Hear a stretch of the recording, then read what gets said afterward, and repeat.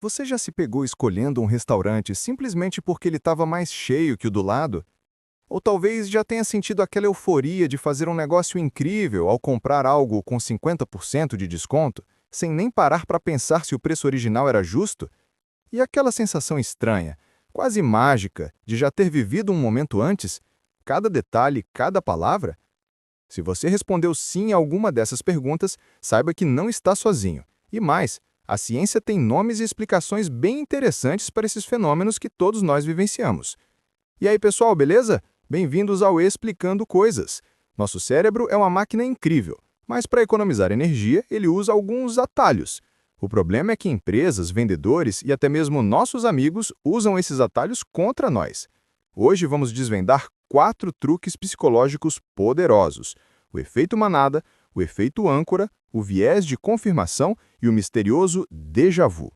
Fica comigo até o final porque depois deste vídeo você vai enxergar o mundo de um jeito diferente. Viés de adesão, o efeito manada no dia a dia.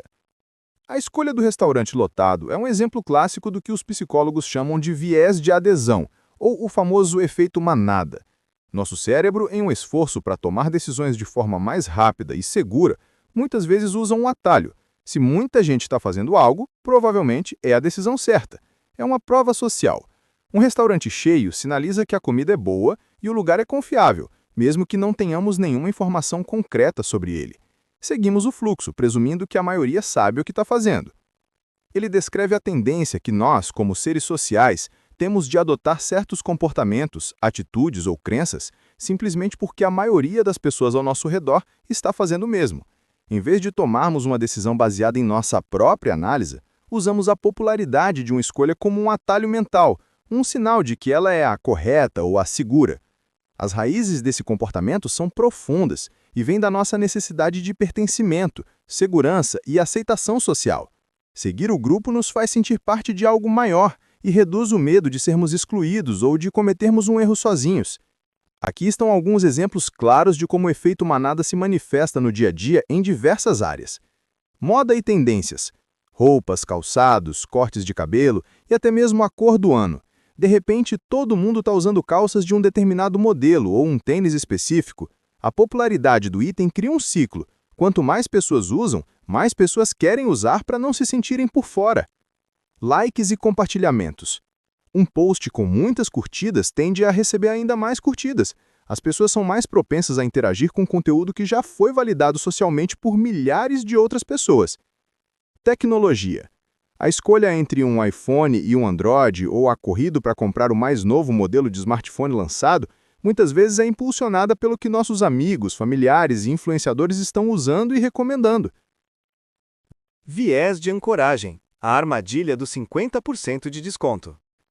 E aquela compra com um desconto imperdível? Bem-vindo ao viés de ancoramento. Nossa mente tende a se fixar ou ancorar na primeira informação que recebe. No caso da promoção, o preço original, digamos R$ 200, se torna a âncora. Qualquer preço abaixo disso parece um excelente negócio. Ao ver de 200 por R$ 100, nosso cérebro não avalia se a peça vale os R$ 100, mas sim se alegra com a economia de R$ 100 que a âncora nos fez perceber. As lojas e os profissionais de marketing são mestres em usar a nossa tendência a seu favor. Mesmo que a âncora seja um número completamente arbitrário ou irrelevante, ela puxa nosso julgamento para perto dela. Cardápios de restaurantes. O prato mais caro. Você já notou que muitos cardápios têm 1 ou 2 pratos com preços exorbitantes no topo? Eles não esperam necessariamente vender muitos desses pratos. A função deles é servir como âncora de preço. Ao ver um bife de Kobe por R$ 350, o filé mignon de 120 logo abaixo parece muito mais razoável e com um preço justo em comparação.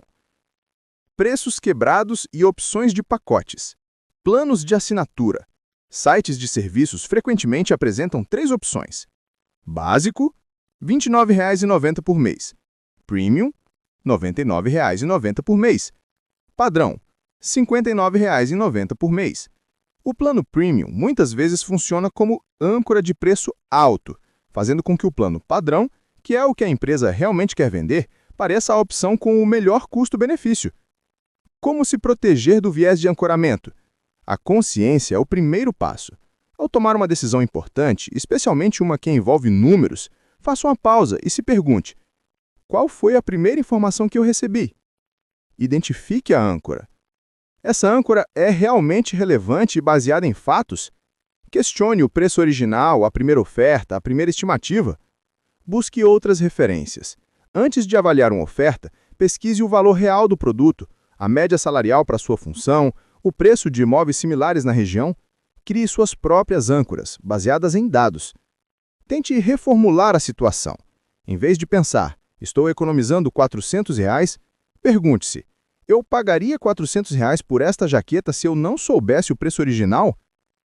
Déjà vu, uma falha na matrix do cérebro. Do francês, déjà vu significa literalmente já visto. É uma sensação súbita e intensa de familiaridade com uma situação que, na realidade, está acontecendo pela primeira vez. Não é apenas achar um lugar parecido com outro, é a convicção avassaladora de que você já esteve exatamente naquele lugar com as mesmas pessoas, ouvindo as mesmas palavras na mesma sequência. Essa sensação geralmente dura apenas alguns segundos e vem acompanhada de uma consciência clara de que a sensação é impossível, o que a torna ainda mais intrigante e, por vezes, desconfortável. Imagine que o seu cérebro é um computador super avançado, constantemente gravando informações, processando o presente e acessando arquivos de memória. O déjà vu seria como um pequeno erro de sincronização nesse sistema. E que o seu cérebro tem diferentes caminhos para processar informações e guardá-las na memória. O que acontece no déjà vu é provavelmente um pequeno atraso em uma dessas vias. Uma parte do seu cérebro registra a nova experiência uma fração de segundo antes da outra parte, que é responsável pela sensação de familiaridade. Por um instante, seu cérebro interpreta o presente como uma lembrança do passado. Não é uma premonição, nem uma memória de outra vida, mas sim um fascinante bug no sistema de arquivamento de memórias. Um eco que nos faz sentir que já estivemos ali. As principais explicações científicas. 1. Teoria do processamento dividido, ou a gravação dupla. Esta é uma das explicações mais populares. Quando você vive uma experiência, seu cérebro a percebe e armazena na memória quase simultaneamente. A teoria sugere que, por uma fração de segundo, pode haver um pequeno atraso em uma das vias de percepção. Como funciona? A informação do que você está vendo ou ouvindo chega ao cérebro 2 vezes em um intervalo mínimo. A primeira vez, ela é registrada de forma subliminar, sem que você tenha plena consciência. Uma fração de segundo depois, o sinal chega novamente, desta vez de forma consciente. O resultado: seu cérebro, ao processar o segundo sinal, encontra o registro do primeiro e interpreta a situação atual não como nova, mas como uma lembrança de algo que acabou de acontecer. É como se o cérebro salvasse o arquivo e 1 milissegundo depois o abrisse, gerando a sensação de "eu já vi isso". Teoria da familiaridade da memória. O arquivo corrompido. Nosso cérebro tem sistemas de memórias distintos. Uma parte, como o hipocampo, é responsável por recuperar lembranças detalhadas. Recolheção. Eu lembro de ter almoçado com você na terça-feira passada. Outra parte, como o córtex rinal, lida com a sensação de familiaridade. Seu rosto me é familiar, mas não sei de onde. Como funciona? O déjà vu poderia ser uma descarga ou um sinal errôneo na parte do cérebro que gera a sensação de familiaridade. Essa área se ativa intensamente, mas sem que a parte da recolheção detalhada encontre uma memória real correspondente. É um sentimento de conhecer sem realmente lembrar. Déjà vu é normal? Sim, é extremamente normal. Estima-se que cerca de 63% da população mundial já teve essa experiência pelo menos uma vez na vida. É mais comum em jovens entre 15 e 25 anos e tende a diminuir com a idade. Estresse e fadiga também podem aumentar a probabilidade de ocorrência. A única situação em que o déjà vu pode ser um sinal de alerta é quando ele se torna muito frequente, várias vezes por semana ou por dia, é acompanhado de outros sintomas como alucinações olfativas, medo intenso ou perda de consciência. Nesses casos raros, pode estar associado a condições neurológicas, como a epilepsia do lobo temporal, e uma consulta médica é recomendada. Para a imensa maioria de nós, no entanto, o déjà vu é simplesmente isso, uma fascinante e inofensiva falha na matrix do cérebro, um lembrete de quão complexo e misterioso é o funcionamento da nossa própria mente. O viés de confirmação. A bolha que a gente ama. O que é o viés de confirmação? O viés de confirmação é a tendência natural do nosso cérebro de procurar, interpretar, favorecer e lembrar de informações que confirmam as crenças que já temos. Ao mesmo tempo, ele nos leva a ignorar, desacreditar ou dar menos importância a informações que contradizem essas mesmas crenças.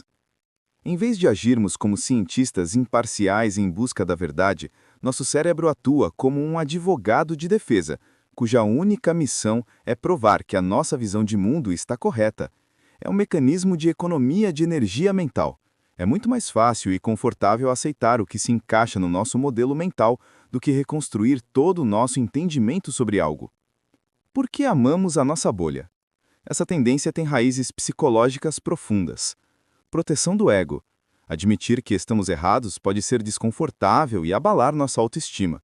O viés de confirmação protege nosso ego, nos fazendo sentir inteligentes e corretos. Redução da dissonância cognitiva.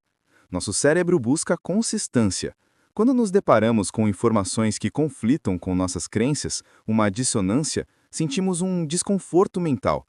A maneira mais fácil de resolver isso é rejeitar a nova informação e abraçar o que já acreditávamos. Pertencimento social. Nossas crenças muitas vezes nos conectam a grupos, familiares, amigos, comunidades online. Abandonar uma crença pode significar o risco de ser excluído do grupo. Manter a crença, portanto, reforça nosso senso de identidade e pertencimento. Exemplos do viés de confirmação em ação. A bolha das redes sociais e da internet. O exemplo supremo. O algoritmo amigo. Os algoritmos do Instagram, TikTok, YouTube, Facebook são projetados para nos manter engajados. Eles fazem isso nos mostrando mais do que já curtimos, comentamos e compartilhamos.